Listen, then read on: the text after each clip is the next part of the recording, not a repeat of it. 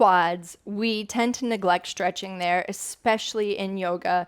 So let's go over a couple of poses, but you're probably going to want a couple of tools. If you have a yoga block, awesome. If you don't, folded up blanket towel works just as well. You see I've got mine folded nice and tight. Here's my yoga strap. I use it to carry my yoga mat around. If you don't have one, a scarf, a belt, a hand towel, just about anything that's long will do. So we want to assess the quads, this front part of our legs, before we do anything else. So you're going to grab your folded blanket up towel or your prop. You're going to come to a table and you're going to pop that between your heels and under your tailbone.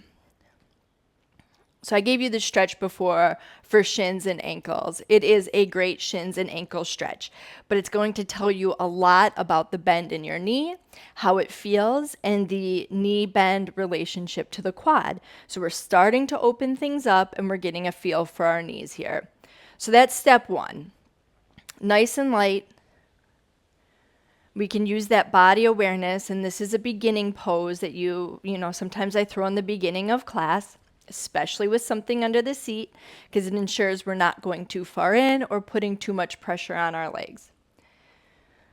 So we scan, we really assess, how do my knees feel? How do my shins and ankles feel? Do I feel like I have a good foundation on the ground? Or am I compensating for tightness in hips and knees? Knees and quads. So then we tip it on forward. Let's come out of this. And we're going to start making sure whatever we're using for a strap is nearby, coming down to the belly, and then flipping over. I'm going to start on my left side so I can start with my right leg. So really simple, and you can see I'm just holding my head here, bending the knee, catching your foot. That's why we practiced bending our knee. We wanted to see how it was feeling. You can use your strap, your scarf, your belt to hold your leg to give it more space if you're feeling particularly tight here in the quad. So what you don't want to do is pull your leg back. And you might even notice, the pressure, the way it ramps up as you pull your leg back. Really try and keep your knee in line with your hip. You can always walk your bottom leg out just a tiny bit to give yourself a little bit more stability. And we love holds. 15 to 20 seconds is what you need at a minimum to actually stretch your muscle. Okay. So we're going to let our foot go.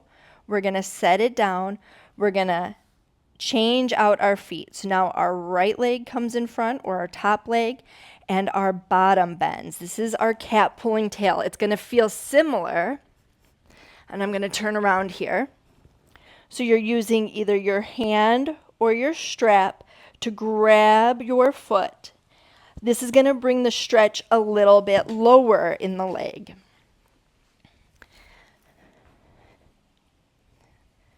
So you can keep holding, or you can even be up a little bit higher on your forearm, or you can take it really nice and relaxed. Take your arm down, bring your head to the mat, and add just the tiniest little back twist here. There's your cat pulling tail, another nice way to get into the quads.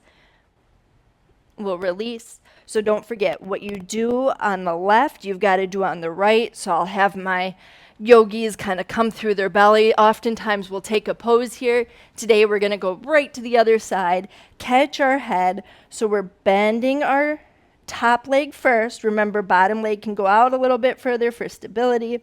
You could be using your strap here. Just try and keep knee in line with hip. And if you pull back, right, notice the pressure on the knee. It might not feel great,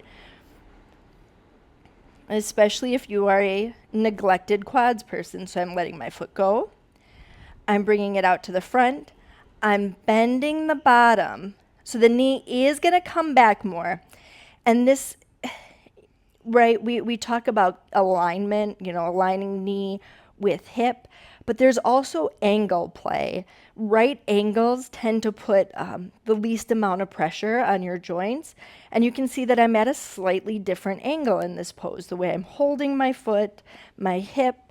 Don't forget, you can drop your arm out long, take your head to the mat. This is going to put a little compression in your back. It might not be for you. You might be better holding or even coming up higher on your forearm. You've got plenty of options for space. But when we're done, we're going to let it go. We're going to come through our bellies. We're going to come up to table.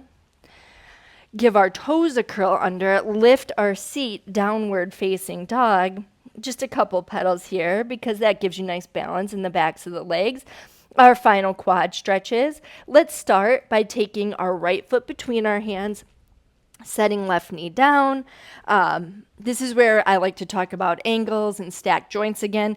I try and hammer home to my students knee on top of ankle. Now, when you're walking up the stairs, your knee goes in front of your ankle.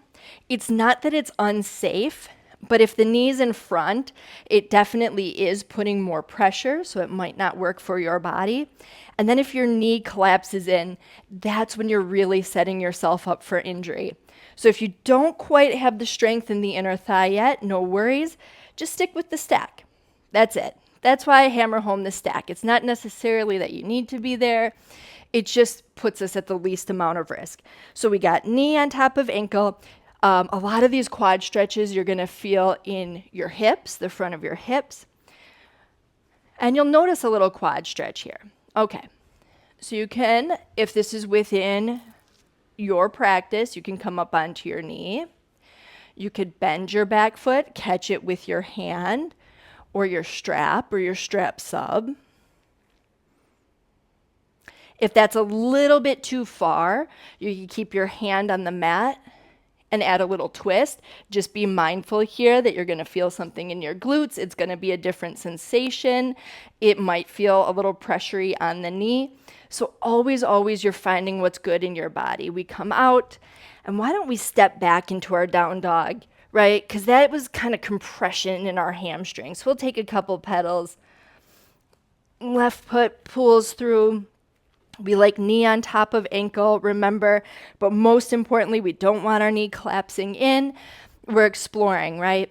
Do we want to keep things lower, our hand to the mat, bend? Don't forget, you can use your strap. Do you want to come up higher? Grab the foot with hand or strap. A lot of it is going to depend on your knees. First and foremost, your hips, and just finding what feels good in your body. But there's 4 nice ways to access your quads if they're starting to get a little tight.